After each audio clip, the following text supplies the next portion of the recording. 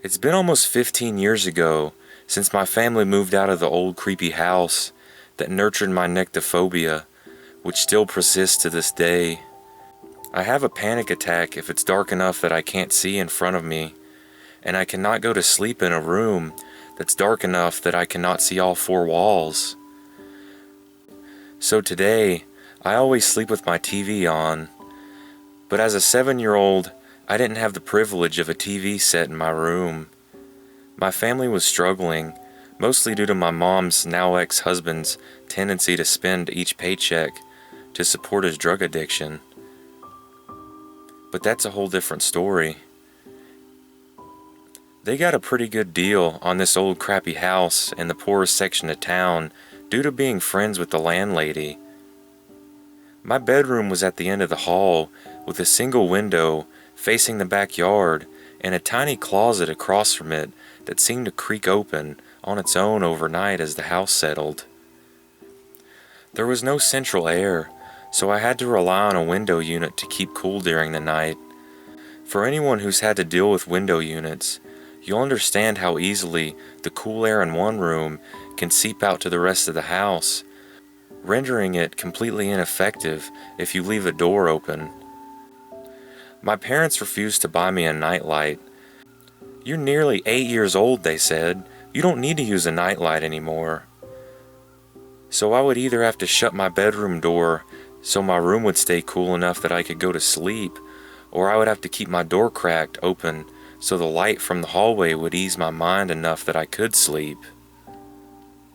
In any other house, I may have been able to shut my door, hide my head beneath my blanket, and learn to sleep in the dark, but I wasn't in any other house. I was in 812 Havemeyer in Park South, a house so crappy that nobody had been willing to live there for nearly 20 years. In a neighborhood so crappy that it got demolished just a few years after we left. We lived there for less than a year, but it was my most memorable year of my entire childhood because of how terrified I was each night to go to sleep. I remember the first night sleeping in that room, door closed, blankets pulled up as the AC blasted, when the creaking of my ceiling fan suddenly got louder just as I was about to fall asleep. I opened my eyes, and there, hanging in the middle of the room, was a little girl in a plain wool nightgown, long dark hair obscuring her face. I screamed and flung the sheets over my head. My stepdad banged my door open a minute later and flipped on the light. "What's wrong?" he asked as he came up beside my bed and pulled the sheets off my head. My eyes went into the middle of the room immediately, and I pointed. There was a girl hanging from the ceiling fan. My stepdad turned and looked. "There's nothing there. You had a nightmare. Go back to sleep." And just like that, he walked out, flipped off the switch, and shut the door.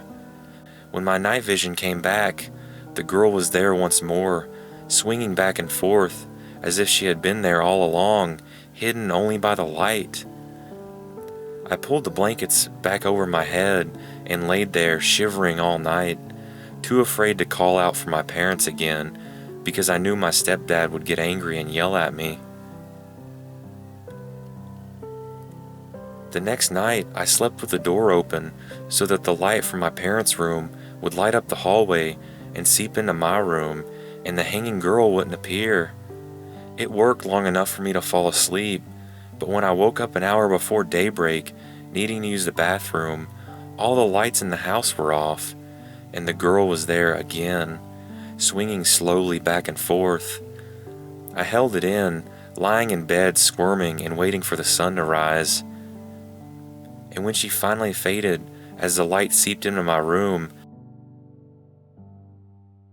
I bolted to the bathroom and peed like a fire hose. That became routine the next couple of weeks, until one morning I woke up having to pee earlier than usual, and I couldn't quite hold it long enough. I knew I was about to pee myself, and I'd have to make a run for it, so I edged out of my bed, then bolted across my room when suddenly the girl reached out and lunged for me, her hair flinging back off her head, I spun on the spot and lunged back into bed, slinging my blankets over my head and hiding until sunlight. Needless to say, I got in trouble for wetting the bed. After that, I absolutely refused to sleep in that bed. My stepdad yelled and screamed and threatened me, but I absolutely refused to go into the room after dark, and spent the rest of our stay at that house sleeping on the living room couch. After we moved, I was able to convince myself that it had all been a reoccurring dream or a delusion or something, and despite my lingering fear of the dark, I'd especially forgotten about the house entirely until the day before yesterday. I had taken my mother grocery shopping when we bumped into our old landlady, and my mother wanted to stop and chat like she normally does.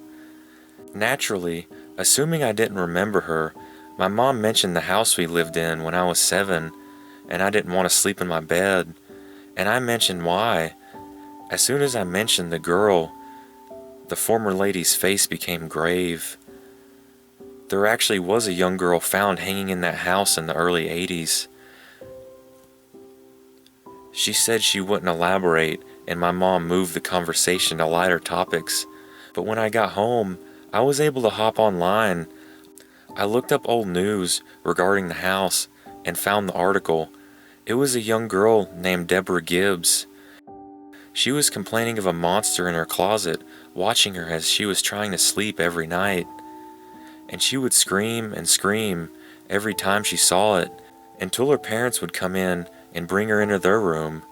Allegedly, the dad got sick of it, and to teach her to face her fears, he left her in the room one night when she screamed out.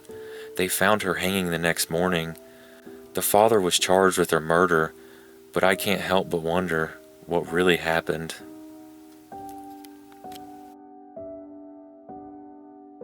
When I was around 7 or 8 years old, I'm 21 now, we would go visit my grandparents in Kentucky. My grandparents lived in an old house that they had built and live in a small town where everybody knows everybody. The house is a 1-story, 3-bedroom, and the walls are almost like cabin wood style and are dark stained. The house was built across from my great-grandma's house. She passed away a while back, so my mom and sister would stay down at that house while I have my own room at my grandparents' house. The grandparents on this side of the family are the ones that I enjoy to see, as opposed to the other side of my family. Only at this house, I did always feel uneasy, like something gave me the creeps, and I never knew why. I still don't sometimes. I remember one time during the day, I was walking from my room to the bathroom, and the hairs on the back of my neck shot straight up, randomly. Just thinking about it gives me the chills.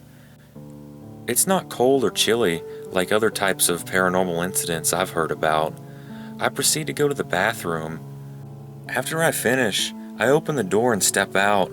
Just out of the corner of my eye, I catch a glimpse of a shadow.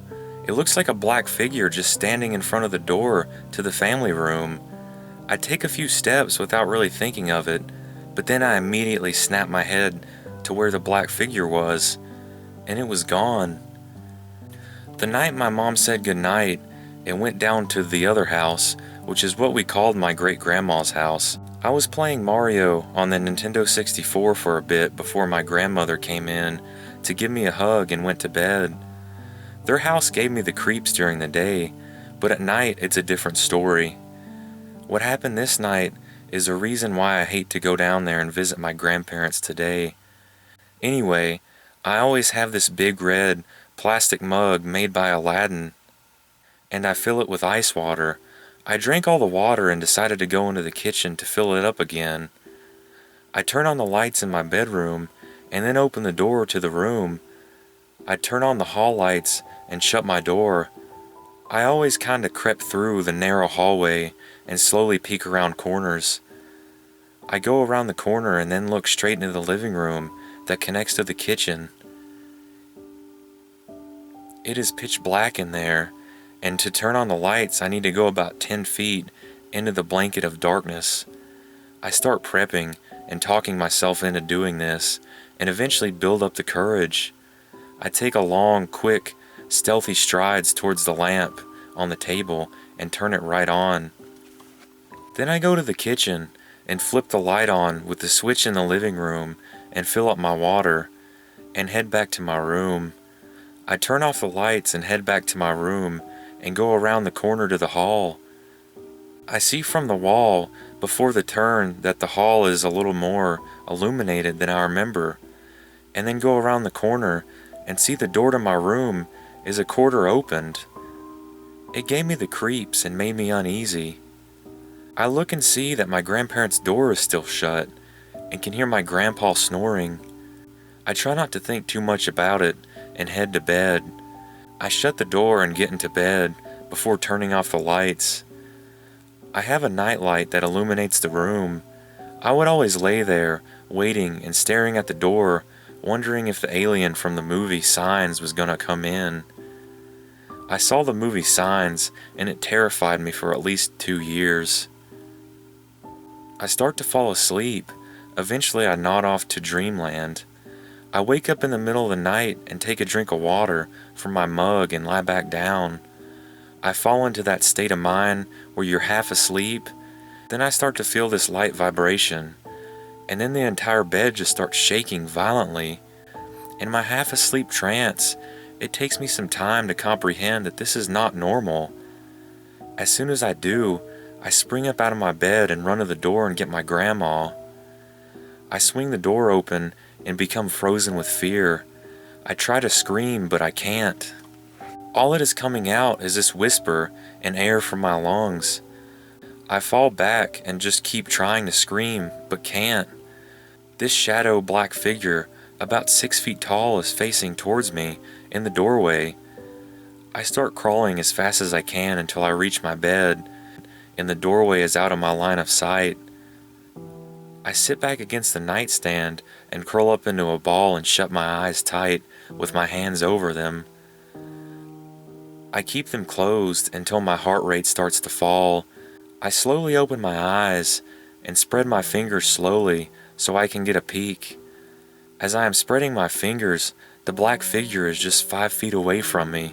I cover my eyes again. I start bawling and can't scream still.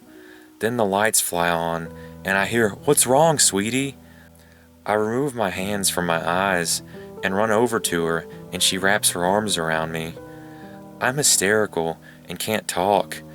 My grandma asks if I'm sick or something because I was really pale. My grandpa comes in a few minutes later, and I try to tell him that there was someone else in the room. They think that I had a stomach ache until I stopped crying long enough to tell them something else was in the room with me and tried to get to me. My grandpa tells us to wait here. He's ex-military and has loads of guns. He walks past the door again, and I can see him in his tighty-whities and tank top holding a revolver in his right hand. He comes back and says, "No one was here," and they convince me that it was just a bad dream. The entire rest of my trip to visit them, I was sleep deprived. To this day, I still cannot sleep too well there.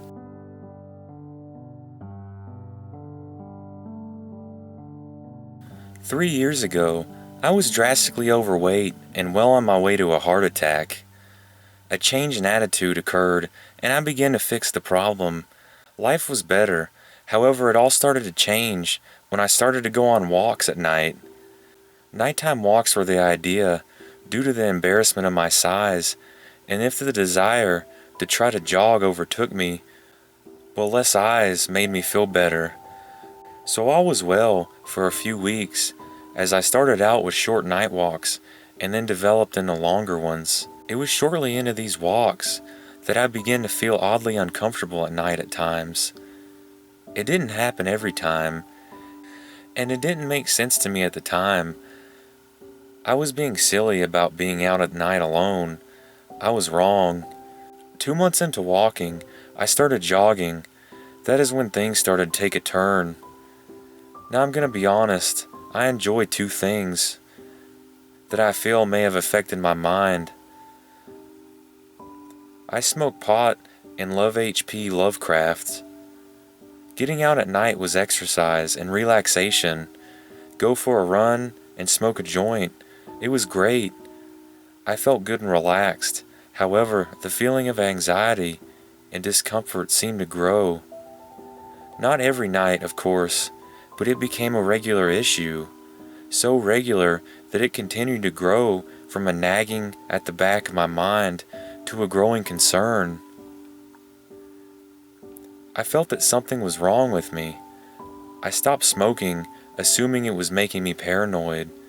I know you all were thinking that, but nearly 2 months have passed without partaking in anything, and the anxiety still continues to grow. I started to feel like I was being followed at night. I couldn't explain it, but some nights it became so bad that at the time I was ashamed of myself. I ran as fast as my tired legs could carry me home. I knew I had a problem. Figuring it was a psychological issue, I started to examine as many aspects of my life as I could. I decided to take a break from running at night, collect my head, so to speak. I spent months indoors, and things felt better. I didn't feel pursued or even remotely uncomfortable. Really, at that point, I felt ridiculous and bad for not keeping up my work. I figured I was self-sabotaging. So I started going out at night again. A month passed without any issues. Then things started to really feel good again. Until one evening, late into the night, I noticed something skulking along the rooftops a couple houses in. It jarred me a bit at first, but figuring it was a raccoon or a cat, I let it pass my mind and kept on running. About 15 minutes later, I happened to notice something moving in the side of my vision. I looked up, and skulking along the rooftops was this thing again. At that point, I stopped to take a look. My heart was pounding from the run, and I started to slam in my chest as I really got a good look at what was on the rooftop. It was a small and terribly thin man-like creature. Its skin was molted black-gray, strained against its bones. It seemed to be surrounded in a cloud of darkness, much like a swarm of black bugs, but denser than anything you could imagine, that swirled and danced around in its form. As it moved in and out of the cloud, the moonlight revealed it further. I was able to make out the features that I couldn't before. I could see by the moonlight it had wicked little hands that appeared to end in long black hooks. Its black and withered body seemed to be riddled with holes, exuding the darkness, clinging to and surrounding its despicable form. As I stood there watching it, it stopped its movement and seemed to notice me. The creature raised its featureless black head, and then I watched it split into two. It split right down the middle. I swear I could hear a sickening wet sound when it happened. Out of that split, as the two sides lay down its neck, a long white tentacle protrusion began raising out of its face. If I had to guess, it was nearly 10 feet tall at this point, waving back and forth and twitching. At that point, I got the terrible feeling that it was somehow tasting me. I tell what happened now, and it seems like it took place over some time, but the truth be told, it happened in a matter of seconds. I felt I had to run at this point, and I did. Straight home, never looking back and never looking up. I swear I could hear it, leaping from roof to roof. I got home immediately and locked the door and went to the front window to watch. It didn't take but a minute for the thing to come into sight right across the road, poised on my neighbor's roof, seemingly watching me with that blank black face it has. I held its gaze for what seemed to be an eternity. This was only broke by the horrifying vision of another two of these creatures crawling over the back of my neighbor's roof to perch beside the first one. As I stood staring at those awful white tubes that came crawling out of their heads, waving grotesquely into the night, my senses seemed to swim. I staggered to the floor, my balance leaving me. Terrified, I desperately regained my balance, scrambling over to the couch to look out the window. With tears in my eyes as I looked out the window, I saw nothing. Frantically, I scanned my world, looking for a glimpse of the things I never wanted to see.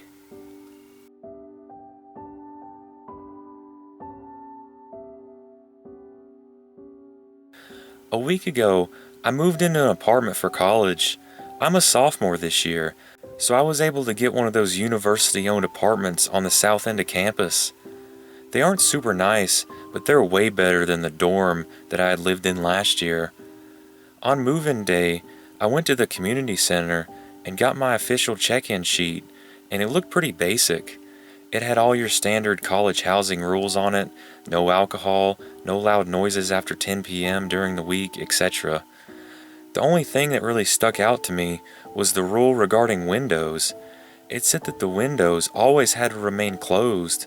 That sounded kind of inconvenient since it was August and it's still pretty hot out. But when I asked the resident advisor, they said it was because the campus had an issue with birds coming in and nesting through the open windows a few years back. As silly as this sounds, I accepted the rules. After all, they were the rules. My first night in the apartment was fine. My 3 roommates and I got along well. The next day was the beginning of the heat wave. I got up to it being about 98 degrees Fahrenheit, and this is a Midwestern state. We figured there'd be a variance on the whole windows rule for this situation, so we opened one of them up and put in a box fan. That night, we all went to bed around 1 a.m., but I ended up getting up again to pee. As soon as I got up, I noticed this smell in the whole apartment. It's only a 3-room thing, but this smell was just oppressive. That kind of acrid and bitter scent, but with an undercurrent of bleach. I couldn't figure out where it was coming from in the apartment, so I figured it had to be coming from outside. Maybe one of the frat houses had a bonfire or something. I went to close the window, and that's when I saw one of my roommates, Caleb. He was just sitting on the couch in our apartment, eyes completely glossed over, staring at the TV. He had been on a Friends binge earlier, so I figured maybe he hadn't gone to bed when the rest of us did, and fallen asleep. I touched his shoulder, and he startled a bit, but I asked him about the smell, and he said he could smell it too, but had no idea what it was, so we decided to tough it out and go back to sleep. The next night was another scorcher, so we left the fan in the window. Campus cops didn't come tell us to take it out, so we figured we could get away with it one more time. Again, we went to bed late at night, but I woke up to the sound of the TV going. Usually I just brush it off, but since we're paying for utilities, I decided to go make sure Caleb hadn't fallen asleep by the TV again. I got out there, and there he was, in front of the TV with the same glossy look on his face. But the TV wasn't right. It was playing Friends again, but it kept playing the same scene over and over again. Joey would come into the coffee shop, say something to Monica, and Ross would laugh. After 3 run-throughs of just that scene, it finally froze on Ross laughing. It just played this mechanical-sounding laughter over and over again. It freaked me out, but I figured that our Netflix had just crashed, so I turned off the TV and got Caleb up to go to bed again. The next night, we left the fan in, and everyone slept soundly as far as I know, but 3 days ago, things got really weird. This time, my roommates Austin, Allen, and I all woke up because of this thumping sound. It wasn't a constant thumping, it was more of a soft, thudding sound with no real rhythm to it, just an occasional thud, a pause, 2 thuds, a longer pause, and then another thud. We went out to the living room to see what was happening, and we found Caleb just standing against the wall, backing up and walking back into it. He seemed like he was sleepwalking, just constantly stepping back and then step forward into the wall. The TV was still on, casting a bluish light over the room. It looked like Friends had been playing, but now it was frozen on a shot of Monica screaming at something. I thought that Caleb had paused it, but the TV didn't respond to anything from the remote control. Just as we pulled Caleb back from the wall, we noticed the smell again. It was stronger this time. The burning smell seemed to take over the entire room, and somehow it smelled like we just bleached the entire floor. Suddenly the TV kicked back on and unfroze itself, but the audio and frames didn't match up. We heard Monica screaming at something, while on the screen, she was walking towards the door, grabbing a jacket and then going out. Then the whole screen went black. At this point, we thought that Caleb had a serious sleepwalking problem, so in the daylight hours, we told him everything that had happened. He claimed that he didn't remember any of it, but said that he'd look into getting some medication. We thought that it would be the end of it all. Then last night, everything went to pieces. We woke up because we heard the thudding again. Caleb wasn't in his bed, so we went out to the living room to find him just scrubbing the countertop. Every once in a while, he'd stub his toes on the wall or the cupboards, making the thudding sound. He was just scrubbing away at nothing, and his toes had been stubbed so many times that they were starting to bleed. Austin was starting to clearly get frustrated at losing sleep, and grabbed him by his shoulders and tried to wake him up. Caleb made a jerking motion like he had just been hit by a truck and started screaming. It was just one drawn-out scream that sounded like it held all the pain in the world. Then he suddenly stopped and threw down the scrubbing rag. He looked Austin dead in the eye and said, "He's going to clean you right up. He'll scrub you until you bleed." Then he ran right out the door. We put on shoes and tried to follow him, but he was gone. We looked around everywhere and called the campus police to report him, but they just told us that they'd keep an eye out for him. As soon as we hung up, the burning bleachy smell came back stronger than ever before. We were starting to get a little bit more nervous that it was some kind of leak or malfunction from our kitchen. So after double checking the oven, we went back to bed, leaving Alan up to watch for Caleb. This morning, Austin and I got up to the sound of sobbing and deep voices. Alan was in the living room, sitting at our table with a police officer, in his head and his hands. Apparently, Caleb was found dead on a country road about 2 miles from our campus. The officers suspected a hit and run, as his body was in pretty bad shape, but noted that it was strange how clean the body looked. There was no dirt or blood or anything on him, they said. It was like he had taken a shower right after having his organs ripped out of him and his spine broken. The officer finished telling us this, and as we took in the shock, he looked over towards our window with a box fan and went stiff. "What is that window doing open?" he asked us sternly. The sound of the fan faded into the sound of Alan sobbing. "It's just so hot. We thought we could put a fan in the window.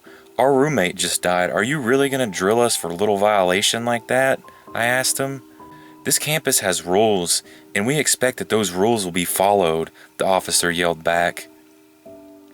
With that, he got up and ran over and pulled the fan out of the window and finished the show with a slamming of the window shut. "Now you boys keep these windows closed.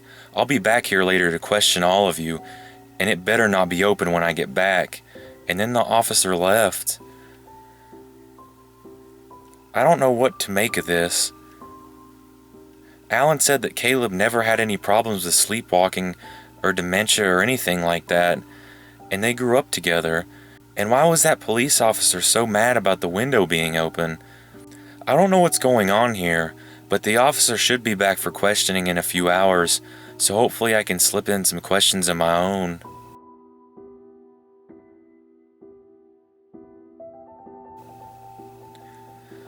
I grew up in a very strict religious household. As I got older, I began to struggle with my faith in God. When I was a teenager, I became fascinated with the occult. I came to the conclusion that the best way to prove myself that God existed was to see if demons existed. I began collecting books about witchcraft and demonology. Looking back now, I realize how foolish I was. I didn't understand what I was getting myself into. I began reading these books and actively trying to invite demons into my life. I would read passages from the books out loud, reciting long strings of demonic names. I would draw satanic symbols on the walls and floor of my bedrooms and trying to cast summoning spells. The demons didn't come to me all of a sudden. They came gradually, insidiously, working their way into my life. I hardly noticed it was happening until it was too late. I started having horrible nightmares. I would wake up in the middle of the night and hear the sound of faint laughter or whispering. At first, I thought it was just my imagination. Then things started to get more intense. Sometimes I would wake up paralyzed. Sometimes I would feel my bed moving. And sometimes I would find all my bed sheets lying on the floor. My personality began to change. I was tired all the time. I became angry and irritable. I was distant and withdrawn. My family started to notice all these changes in me, and my parents brought me to a psychologist, but he couldn't find anything wrong with me. Late one night, I was awoken by the full moon shining on my face. I felt very strange, as if the world was somehow disjointed and I was disconnected from it. I felt like I was floating in a vacuum. That's when I looked down and realized that my body was floating above the bed.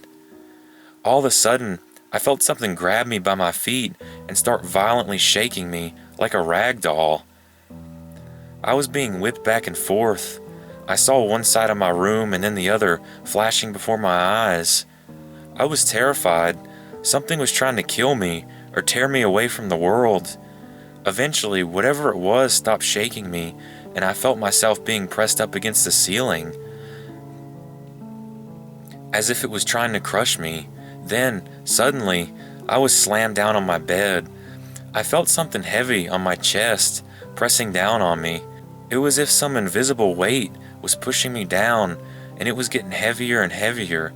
I was paralyzed and couldn't catch my breath. I remember thinking that this is just a dream. There's no way any of this is actually happening. Then, I heard a sound I will never forget as long as I live. I heard the sound of the bed creaking. I was sinking into the bed, and the sound of the bed warping under the increasing weight was real. This was really happening. In a frenzy of fear, I burst out of my bed and ran out of the room. I went to my mom's room and woke her up. I was wide-eyed with fear and hyperventilating. She eventually calmed me down and began asking questions. I told her what had happened, but she laughed it off and told me I could stay in her room for the night. The next morning, I knew what I had to do. I went back to my room and gathered up all my occult books and materials. Then, I took them outside, dumped them in a metal garbage bin, and burned them. I cleaned all the symbols off my bedroom walls and never slept in that room again. Nothing like that ever happened to me again. I think whatever demonic force it was had their one chance, but they failed, and they never bothered me again. So, do I believe in God now? I'm still not sure, but I do know that there are malicious, evil entities in this world, and if you invite them into your life, they will gladly come.